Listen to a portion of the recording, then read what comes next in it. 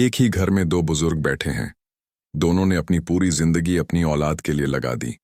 दोनों ने बच्चों की पढ़ाई कराई, उनके सपने पूरे किए, उनकी गलतियों को माफ किया और अपने हिस्से की खुशियां तक उनके नाम कर दी। लेकिन बुढ़ापे में एक के घर के दरवाजे पर हर सुबह बेटा खड़ा होता है और पूछता है, माँ, दवा ले ली? दूसरे बुजुर्ग की आंखें पूरे दिन दरवाजे की तरफ लगी रहती हैं। शाम हो जाती है, मगर कोई पूछने नहीं आता। तब सवाल उठता है, क्या यह सिर्फ किस्मत है? क्या किसी को औलाद का सुख मिलना और किसी का बुढ़ापे में अकेला रह जाना केवल संयोग है? या इसके पीछे कर्म का कोई ऐसा नियम है जिसे मनुष्य जवानी में समझ नहीं पाता, लेकिन बुढ़ापे में उसी का परिणाम उसके सामने खड़ा हो जाता है? और यदि कर्म ही कारण है, तो एक और सवाल बहुत गहरा है। क्या माता पिता का प्रेम भी कर्म का हिस्सा है? क्या औलाद का व्यवहार भी पूर्व कर्मों से जुड़ा है?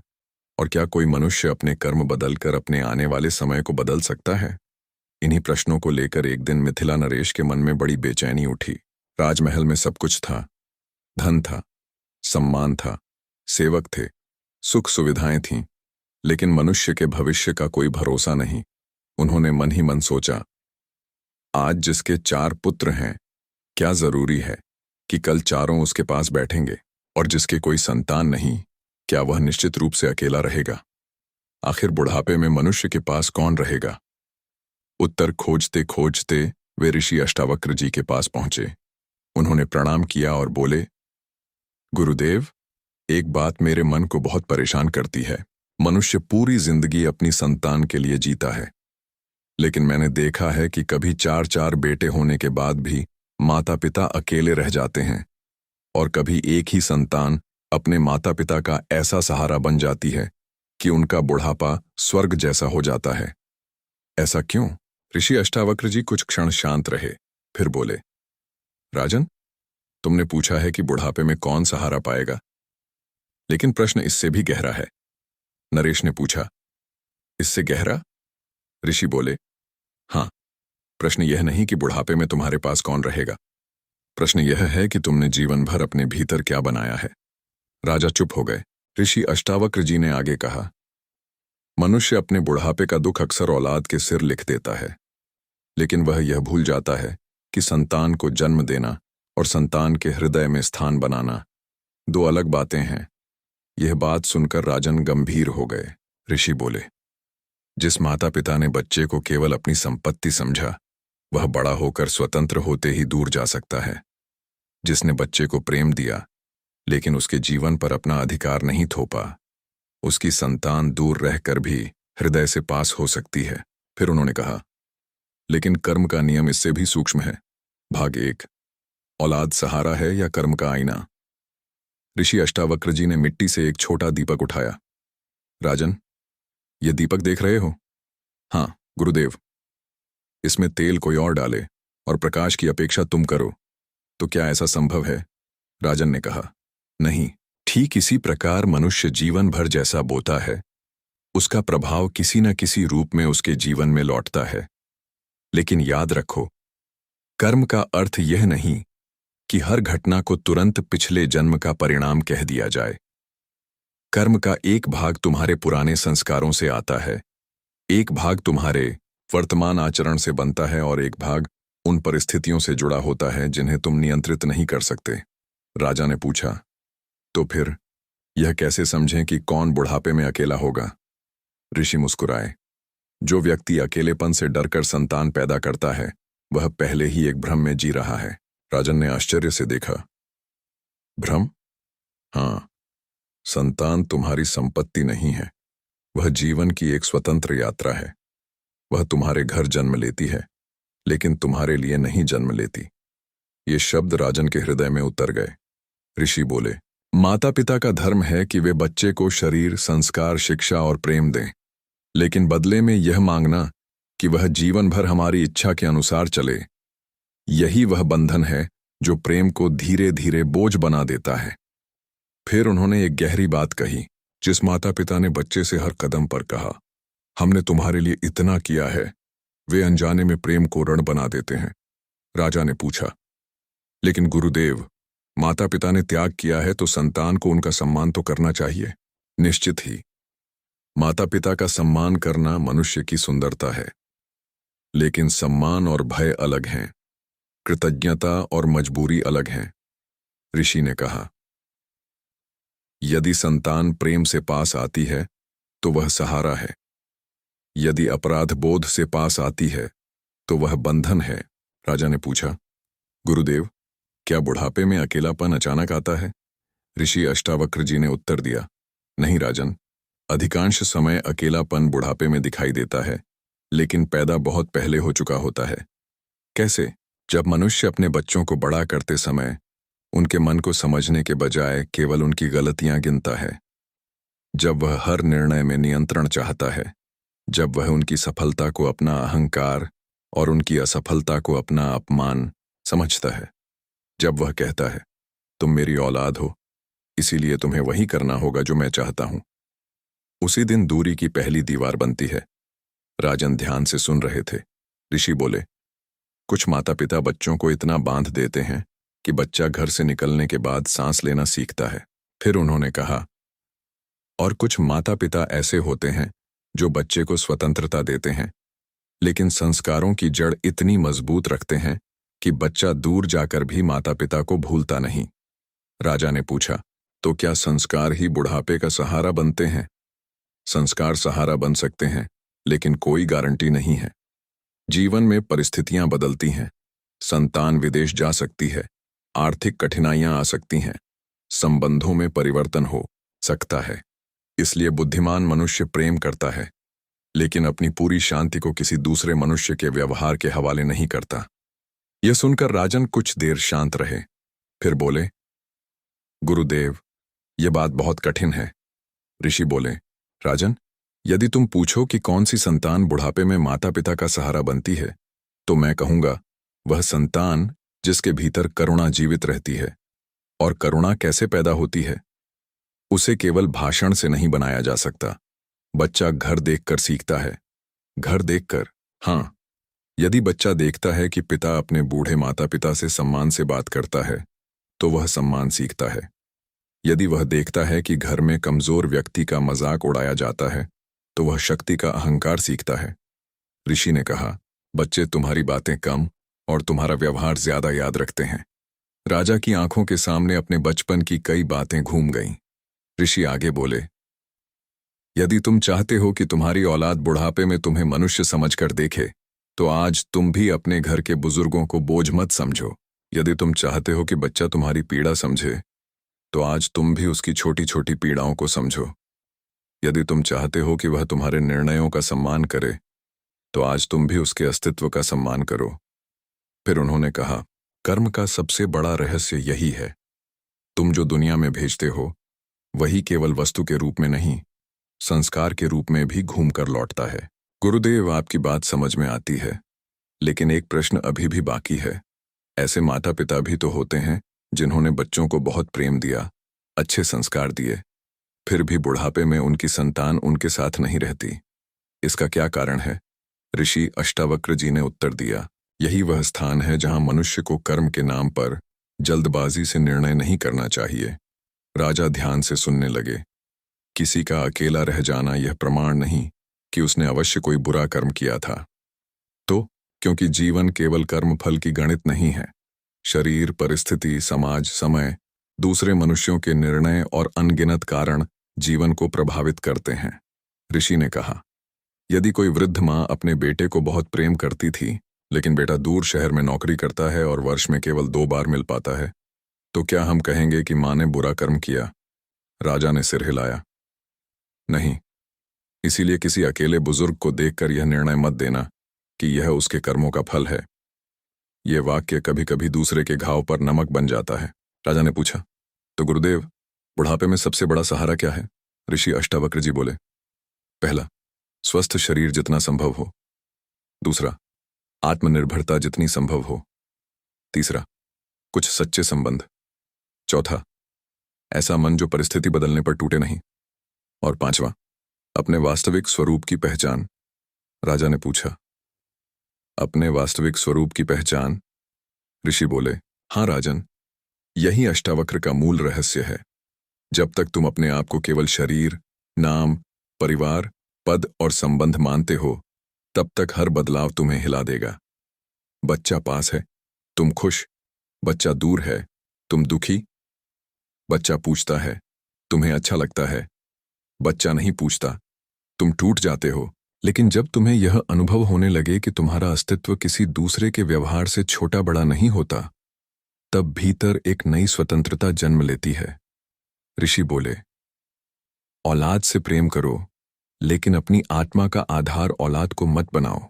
ऋषि ने कहा, मैं तुम्हें एक कथा सुनाता हूं। एक गांव में हरिदास नाम का एक व्यक्ति रहता था। उसके दो बेटे थे। उसने दोनों को पढ़ाया, बड़ा किया और अपने सामर्थ्य से ज्यादा देकर उन्हें जीवन में आगे बढ़ाया। बड़ा बेटा शहर चला गया, छोटा बेटा गांव में ही रहा। हरिदास को हमेशा लगता था कि बड़ा बेटा उसे भूल गया है। वह गांव में लोगों से कहता, देखो, मैंने उसके लिए कितना किया और आज वह मेरे पास नहीं आता। छोटा बेटा रोज पिता के पास बैठता, लेकिन पिता उसके प्रेम को कभी पर्याप्त नहीं मानते थे। एक दिन बड़ा बेटा अचानक गांव आया। उसने पिता के पैर छुए और कहा, बाबा, मैं आपको लेने आया हूं। हरिदास ने पूछा, कहां? अपने पास। पिता कुछ क्षण चुप रहे, तभी छोटा बेटा भी वहां आ गया। उसने कहा, बाबा, आप जहां रहना चाहें रहिए। मैं बस इतना चाहता हूं कि आप खुश रहें। हरिदास की आंखों से आंसू निकल पड़े। उन्हें पहली बार समझ आया कि वे वर्षों से यह माप रहे थे कि कौन बेटा कितना उनके पास है, लेकिन उन्होंने कभी यह नहीं देखा कि कौन उन्हें स्वतंत्र होकर भी प्रेम करता है। ऋषि ने राजा की ओर देखा और कहा, राजन, कई बार माता पिता की पीड़ा का कारण औलाद नहीं, उनकी अपेक्षा होती है। प्रेम कहता है, तुम सुखी रहो। अपेक्षा कहती है, तुम मुझे सुखी रखो। प्रेम कहता है, मैं तुम्हारे लिए हूं। अपेक्षा कहती है, तुम मेरे लिए हो। प्रेम बच्चे को उड़ना सिखाता है, अपेक्षा उसके पंखों की दिशा तय करना चाहती है। ऋषि बोले, जहां प्रेम है, वहां दूरी भी संबंध को नहीं तोड़ती। जहां अपेक्षा है, वहां एक ही घर में रहते हुए भी मनुष्य अकेला हो सकता है। राजा ने पूछा, तो क्या माता पिता को संतान से कोई उम्मीद नहीं रखनी चाहिए? ऋषि मुस्कुराए, उम्मीद रख सकते हो, लेकिन उसे अधिकार मत बनाओ।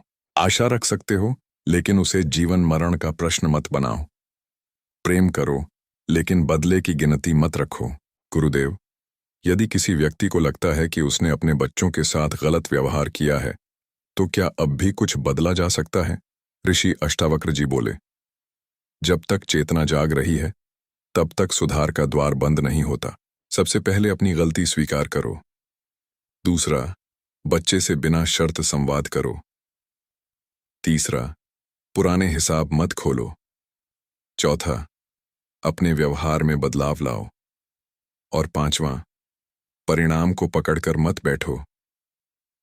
राजा ने पूछा, यदि बच्चा फिर भी बदलता नहीं, ऋषि बोले, तब प्रेम रखो और सीमा भी रखो।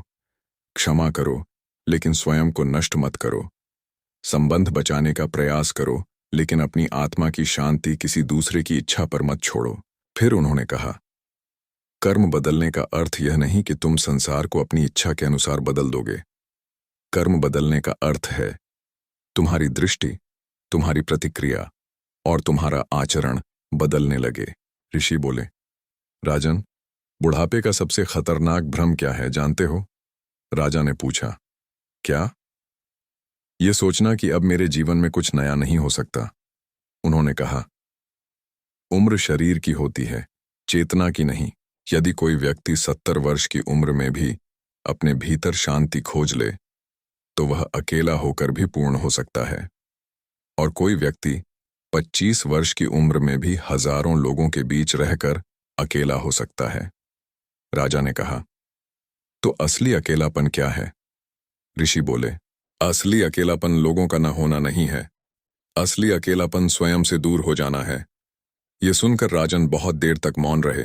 ऋषि अष्टावक्र जी ने कहा, राजन, यदि तुम चाहते हो कि अगली पीढ़ी तुम्हें याद रखे, तो उसे केवल संपत्ति मत देना। उसे ऐसा बचपन दो जिसमें भय कम और संवाद अधिक हो। उसे ऐसा संस्कार दो जिसमें धन से ज्यादा मनुष्य की कीमत समझी जाए। उसे यह मत सिखाओ कि रिश्ते उपयोग के लिए होते हैं। उसे यह सिखाओ कि कमजोर की सहायता करना मनुष्य होने का प्रमाण है। उसे अपने बुजुर्गों का सम्मान करना दिखाओ। और सबसे जरूरी, उसे यह सिखाओ कि माता पिता का सम्मान करना केवल उनकी सेवा करना नहीं, उनके मनुष्य होने का सम्मान करना भी है। फिर ऋषि बोले, और माता पिता भी यह सीखें कि संतान की जिंदगी में स्थान पाने के लिए हर समय उसकी जिंदगी में उपस्थित रहना आवश्यक नहीं। गुरुदेव, यदि मुझे एक वाक्य में बताना हो कि बुढ़ापे में कौन औलाद का सहारा पाएगा और कौन अकेला रह जाएगा, तो मैं क्या कहूं? ऋषि अष्टावक्र जी ने उनकी ओर देखा। उनकी आवाज शांत थी। यह मत पूछो कि बुढ़ापे में तुम्हारे पास कौन रहेगा, यह पूछो कि आज तुम्हारे भीतर क्या ऐसा है जिसके कारण कोई तुम्हारे पास रहना चाहे। राजा की आंखें झुक गईं। ऋषि ने आगे कहा, जिसने रिश्तों में प्रेम बोया उसे प्रेम मिल सकता है, जिसने सम्मान बोया उसे सम्मान मिल सकता है, जिसने नियंत्रण बोया उसे दूरी मिल सकती है, जिसने केवल अपेक्षा बोई उसे शिकायतें मिल सकती हैं। लेकिन यह भी याद रखो, जीवन की हर घटना को कर्म की सजा कह देना अज्ञान है। कर्म का ज्ञान तुम्हें दूसरों को दोष देने के लिए नहीं, स्वयं को देखने के लिए मिला है। फिर उन्होंने कहा, औलाद तुम्हारी जिंदगी का हिस्सा है, तुम्हारी पूरी जिंदगी नहीं। तुम्हारा घर तुम्हारा संसार हो सकता है, लेकिन तुम्हारी आत्मा का घर किसी रिश्ते में नहीं।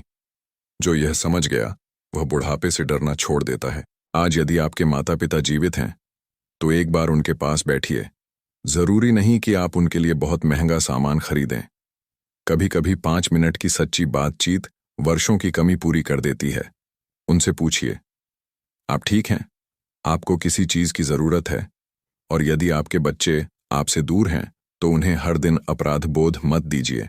उनसे प्रेम कीजिए, उनकी जिंदगी को समझने की कोशिश कीजिए। और यदि आपने कभी गलती की है तो आज ही कह दीजिए, पे मुझसे गलती हुई।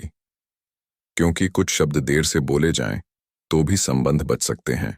और यदि आप स्वयं बुढ़ापे में अकेले हैं तो अपने जीवन को समाप्त अध्याय मत समझिए। आपका जीवन अभी भी आपका है। अपने भीतर लौटिए, अपने मन से मित्रता कीजिए, अपने पुराने दुखों को धीरे धीरे छोड़िए। जहां संभव हो संबंध सुधारिए। ऋषि अष्टावक्र जी का संदेश यही है, तुम संबंध निभाओ लेकिन संबंधों में स्वयं को मत खो। तुम औलाद से प्रेम करो लेकिन अपने अस्तित्व को औलाद पर मत टिको। कर्म अच्छे रखो, क्योंकि कर्म पहले दूसरों की जिंदगी नहीं, तुम्हारे अपने चित्त को बदलते हैं। और शायद यही बुढ़ापे का सबसे बड़ा सहारा है। औलाद पास हो तो कृतज्ञता, औलाद दूर हो तो स्वीकार, और दोनों परिस्थितियों में भीतर शांति। क्योंकि अंत में मनुष्य को केवल यह नहीं देखना होता कि उसके घर में कितने लोग थे। जब शरीर बूढ़ा हो जाएगा, चेहरे की चमक कम हो जाएगी, आवाज धीमी हो जाएगी, कदम थक जाएंगे और दुनिया धीरे धीरे अपने कामों में व्यस्त हो जाएगी, तब तुम्हारे पास 2 चीजें बचेंगी, तुम्हारे कर्मों की छाप और तुम्हारे भीतर की चेतना। इसीलिए आज से ऐसी जिंदगी जियो कि कल तुम्हें अपने बीते हुए जीवन से भागना न पड़े। औलाद तुम्हारे साथ रहे, यह सुंदर है। औलाद दूर रहे, फिर भी तुम्हारे भीतर प्रेम रहे, यह उससे भी बड़ी साधना है। और जब मनुष्य यह साधना सीख लेता है, तब बुढ़ापा अकेलापन नहीं रहता। अगर यह विचार आपके हृदय को छू गया हो, तो इसे किसी ऐसे माता पिता तक जरूर पहुंचाइए जो अपने बुढ़ापे को लेकर चिंतित हैं, और किसी ऐसे बेटे बेटी तक भी जिसे अपने माता पिता की कीमत समझने की जरूरत है। आप सुन रहे थे विचितास।